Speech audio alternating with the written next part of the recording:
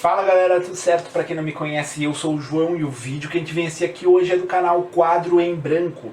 Quero me tornar uma pessoa gentil. Parece que ele vai comentar sobre Vinland Saga e Vagabond. Eu já assisti Vinland Saga, mas não Vagabond, então vamos ver o que ele vai comentar. Não sei se ele vai pegar aí, quem sabe, feitos de algum personagem que queria se tornar uma pessoa melhor e acabou indo para outro caminho, coisas do tipo. É o que me imagino quando eu penso nos personagens de Vinland Saga. Então vamos ver se é isso mesmo. Se vocês estiverem gostando dos reacts aqui do canal, não se esqueçam de deixar um like aí, se inscrever no canal e ativar o sininho para receber as notificações. E sem mais enrolação, bora pro vídeo. Mas antes de vocês começarem o vídeo de vocês, vim aqui atrapalhar vocês, pedindo pra vocês se inscreverem lá no nosso canal de vlogs. Ele tá aí no primeiro link da descrição. Vocês já me conhecem, eu sou o João. Eu sou a Karen. E essa é a Bebê Chloe. Essa é a Bebê Chloe. Então é isso aí, espero que vocês apareçam lá, se inscrevam lá, que vai ser bem importante pra ajudar a gente. E eu espero que vocês gostem dos vídeos. Bom vídeo aí pra vocês. Tchau. Recentemente pude terminar de ler o arco da Guerra do Mar Báltico de Vinland Saga, e isso só fortaleceu algumas ideias que eu já vinha percebendo no mangá.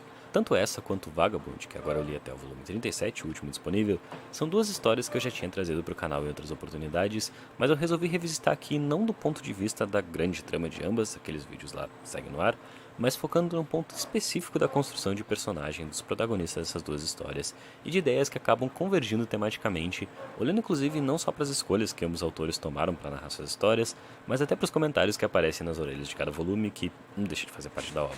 Sinto que os dois, depois de passarem por trechos de muita violência nesses dois mangás, são duas histórias muito violentas, passam por um momento de reflexão muito parecido e seus personagens chegam até a usar as mesmas palavras. No caso de Vagabond, o volume 27 tinha acabado de cobrir um dos eventos mais importantes e lembrados da figura do Miyamoto Musashi como mito, mesmo que ele realmente tenha existido. Digo isso porque as liberdades que o Takehiko Inoue, o autor de Vagabond, toma para retratar a batalha do Musashi contra a Academia Yoshioka é um caminho de extrema brutalidade. Essa é sempre contada como a vez onde Musashi derrotou mais de 60, 70 homens, um feito incrível, mas que aqui nas páginas é também um momento de reflexão. É tão brutal externamente quanto internamente também, e essa é uma decisão de abordagem que acaba sendo a narrativa do Inoue em relação a outras abordagens, como a do Eiji Yoshikawa, no romance que leva o nome do samurai, onde não é como se as questões não estivessem ali, mas acontece bem mais tangencialmente. Em Vinland Saga, é no volume 9 que a maior catarse até o momento acontece, e do volume 9 em diante, a história toma um rumo bastante diferente da até então trama de vingança e as seguidas batalhas entre exércitos que o Thorfinn participava. Do que se desenrola a partir desses dois eventos, já dá para traçar um paralelo entre as abordagens de Vagabond e Vinland Saga, porque tanto o primeiro, com o arco de peregrinação do Musashi que se desenrola em uma pequena vila que tem a plantação destruída pelos gafanhotos, onde ele resolve tratar a terra para enfim conseguir plantar arroz e não deixar aquelas pessoas morrerem de fome, quanto no caso do Thorfinn, que, agora escravo, é obrigado a trabalhar no campo e na floresta. Mais do que se relacionarem simplesmente por serem arcos que envolvem não lutas, mas principalmente produção, rotina, repetição do trabalho no campo, aqui ambos os arcos se tornam especiais por trazerem esses homens, acostumados até então com uma rotina calma. O legal é que ele tá comentando do mangá, eu não cheguei nessa parte ainda, mas isso é interessante. Ótica do Vinland Saga. Objetivos a curto prazo, a um ambiente de pequenos cuidados, de paciência e engenhosidade, onde a força que normalmente são reconhecidos por serem detentores, de pouco serve para tornar uma terra fértil ou tirar uma árvore do caminho. E ainda mais importante, ambos são jogados em situações onde se vê tendo que conviver com outras pessoas, em relações que não giram só em torno do quem é mais forte. Os cenários de gritaria, brutalidade e nervos à flor da pele são substituídos por um ambiente de mais quietude, mas que se preenche de uma nova percepção do ser enquanto parte de um todo maior. E nesse sentido continuam sendo também histórias sobre comunicação, trocas de pequenos gestos, olhares, só que com um maior senso de comunidade dessa vez. Talvez inicialmente de forma inevitável, mas eventualmente se realizando internamente. Que imagens, né? Bravo. Enquanto obra, é muito interessante o caminho que até o olhar sobre essa violência que já era tratada de forma normal nas páginas, muda depois desses eventos. A verdade é que o cenário dessas histórias não foram escolhidos por acaso. Vagabond se passa num período bem específico da Era Edo, onde, depois da Batalha de Sekigahara, se instaura um relativo período de paz onde o papel do samurai se torna muito mais um lance de status social mesmo, com a academia surgindo aos montes, e o mangá se sustenta bastante nessas batalhas de honra e duelos para provar qual é a técnica ou escola superior e tal. Cara, essas paradas de histórias japonesas e esses lugares assim, eu acho as histórias muito legais, só que eu não consigo gostar de assistir por causa que dos filmes em si, por causa que eu não consigo gostar da atuação, sabe? Eu não consigo gostar da atuação dos caras, e como geralmente são filmes mais antigos, também o cenário, coisas assim, não são muito bacanas, então eu acabo não curtindo assistir, mas as histórias são muito boas, mano, sempre. E se tratando de Vinland Saga, na orelha do volume 21, o Makoto Yukimura, autor do mangá, descreve a cidade de Jomsborg, onde se passam um dos arcos. Documentos islandeses descrevem que Jomsborg tinha um porto capaz de atracar 360 barcos. Eles não cultivavam terras, eram exclusivamente mercenários. Consistia em uma organização militar profissional sem bandeiras. Esses guerreiros iam para os campos de batalha e jamais recuavam e pereciam bravamente. Em outras palavras, esses homens destemidos eram o ideal de um guerreiro nórdico da época. Existia um certo glamour envolvido na ideia de força, de conquista e das lutas até a morte nesses períodos. Em muitos aspectos, Vagabond e Vinland Saga começam se apoiando muito nesses cenários acriticamente violentos. E não é como se a violência parasse de existir dali pra frente, porque ela continua sendo um fato concreto, mas o olhar dessas histórias muda. Vinland tem pelo menos 3 momentos marcantes nesse sentido. Um deles acontece quando alguns guerreiros estão sendo executados pelo exército inimigo. Um deles se desespera com a ideia de morrer amarrado, sem uma arma na mão, diz que se não morrerem lutando, as valquírias não levarão as almas deles pro Valhalla. Diz que lá poderiam se tornar os guerreiros de Odin e lutar ao lado dele no Ragnarok, a última batalha. Poderiam se fartar de comida e bebida nos banquetes oferecidos todas as noites e dormir com as valquírias à vontade. Trazendo um pouco da história do... Por isso que em questão de Vinland Saga tem aí Thorfinn e Thors como nome de parecido, aí semelhanças com das histórias nórdicas, né, com Thor, e eles falam até da questão do Ragnarok e tudo mais. Tem uma série que eu tentei começar a assistir, eu dropei porque não consegui. Sabe, mano, tu cria ódio por todo mundo na série, velho, não dá pra continuar, velho. Vikings, eu acho que é o nome acho que é a série. Eu criei ódio por todo mundo e não consegui continuar, mas aquilo estava sendo muito bem representado. Eu tenho certeza que aquela série representava o que realmente acontecia nessa época. E não o que a gente quer ver, porque a gente está acostumado a ver um protagonista e ter que se apegar ao protagonista para gostar dele, para daí continuar gostando de continuar assistindo. Mas eu não gostei de ninguém, parei de assistir, tá ligado? Mas essas histórias mitológicas são muito interessantes e Vinland Saga tem bastante disso, principalmente nessa questão que ele está explicando agora. Também tem a questão dos nomes que eu falei ali, que são inspirações aí para eles. Mas ele é questionado. Outro guerreiro, próximo na fila da execução, pergunta se isso é diferente do que eles vivem hoje. Ele começa a falar que seu único arrependimento não é deixar de entrar no Valhalla, mas de ter lutado e não ter mudado nada. Diz que ficou repetindo as mesmas coisas, matar, pilhar, beber, comer, estuprar. Diz que lutou por lutar e viveu por viver. Isso enjoa. E ele não queria mais isso. Queria ter usado a vida para algo incrível, maravilhoso, algo que ele mesmo não sabe bem o que é, então talvez não tenha o que fazer. Esse olhar niilista sobre a violência se fecha quando, ao olhar para o lado, no final da fala dele, o outro guerreiro já havia perdido a cabeça. E agora era a vez dele. Como se tudo aquilo de fato não tivesse servido para nada. Pra nada. E essa aparente impossibilidade de concretamente escapar da violência começa a se tornar recorrente no mangá. Quando o guerreiro reconhece seu irmão no exército inimigo e manda um anel numa flecha para eles se reconhecerem, mas acaba matando ele só para morrer logo em seguida, por exemplo. Nossa. Ou quando um guerreiro já mais velho diz que essa vai ser sua última batalha, porque Valhalla pode até ser bom, mas seu neto que acabou de nascer também vale a pena, só para ser esmagado logo em seguida.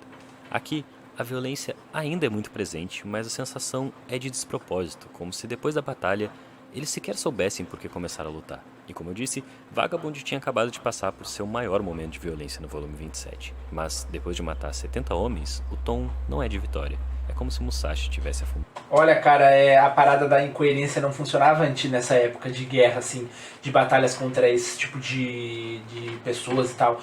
Por que acontece?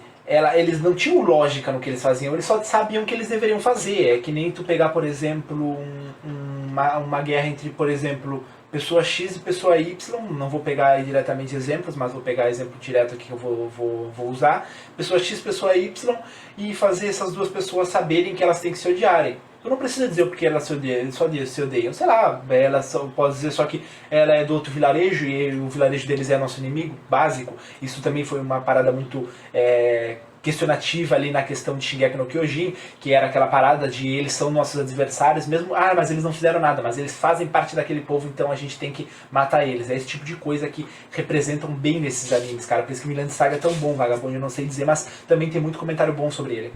Cada vez mais nas trevas. Também não sei se Vagabond, me comentem aí se tem algum anime, porque eu sei que tem o mangá, né, mas eu não sei se tem anime. É muito corajosa a decisão que o autor toma de, a partir de um dos reconhecidamente maiores feitos do Musashi em vida, aproveitar esse momento para olhar para as consequências de toda essa violência. Começa com Musashi tendo uma visão, várias crianças, os filhos dos samurais assassinados por ele naquele dia, chorando a morte de seus pais.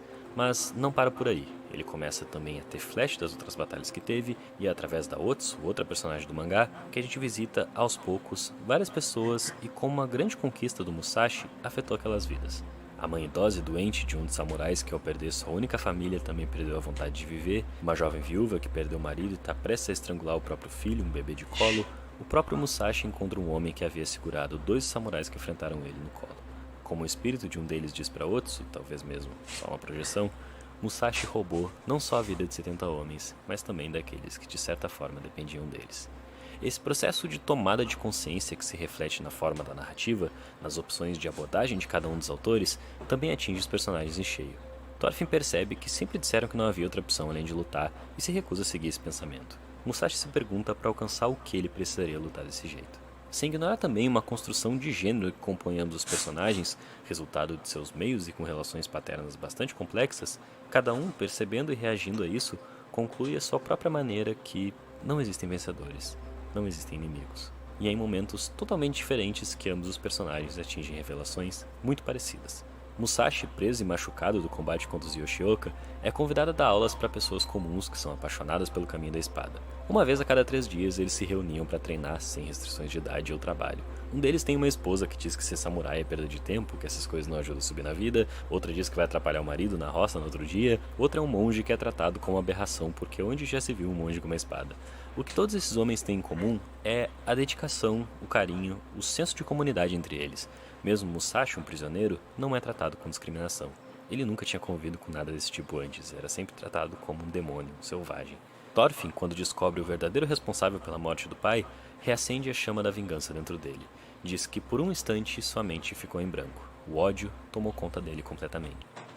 Eu nunca parei pra pensar nisso quando eu assisti, sabe? Mas se eu tivesse parado e pensado o que o pai dele estava levando como filosofia antes do momento de morrer, eu deveria ter me dado de conta que o Thorfinn também teria a possibilidade de chegar nesse mesmo patamar em algum momento, por causa que o pai dele começou a perceber que ele não tinha inimigos para lutar, que ele não precisava mais lutar, ele não queria mais fazer isso. A última vez que ele fez antes de morrer foi por necessidade mesmo de precisar fazer, mas ele nunca mais, ele até fugiu da guerra para não ter mais que participar desse tipo de coisa.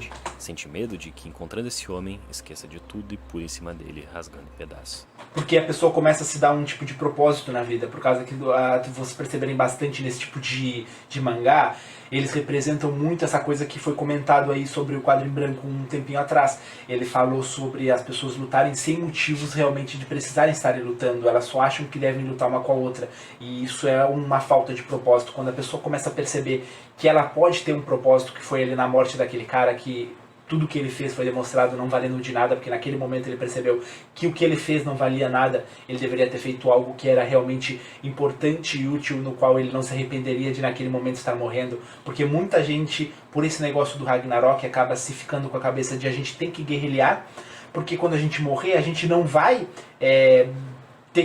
não vai ser importante o que a gente fez aqui, o que vai importar é a gente para a guerra final lá em cima lutando contra os deuses e assim por diante.